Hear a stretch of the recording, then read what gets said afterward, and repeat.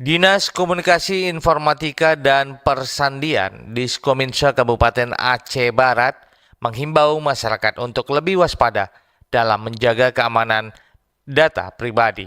Langkah ini dilakukan guna mencegah penyalahgunaan informasi pribadi di era digital saat ini. Berikut laporan selengkapnya. Dinas Komunikasi Informatika dan Persandian Kabupaten Aceh Barat menghimbau masyarakat untuk menjaga data pribadi seperti dokumen kartu tanda penduduk dan dokumen lainnya. Hal itu disampaikan oleh Kepala Dinas Komunikasi Informatika dan Persandian Erdian Murni saat diwawancarai RRI di ruang kerjanya. Karena itu kami ingatkan bahwa penggunaan atau publisitas atas setiap data-data kependudukan yang kita miliki itu sangat vital sekali.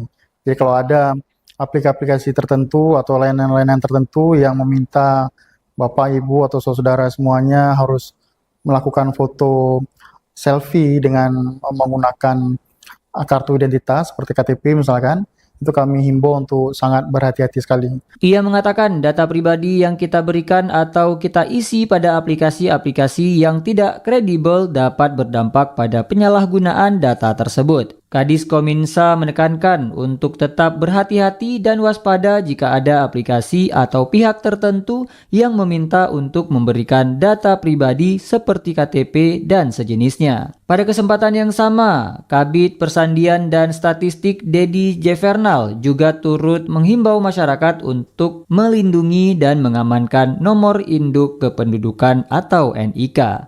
Saya juga menghimbau kepada seluruh masyarakat agar dapat menjaga paling tidak data pribadi yaitu NIK itu juga harus diamankan.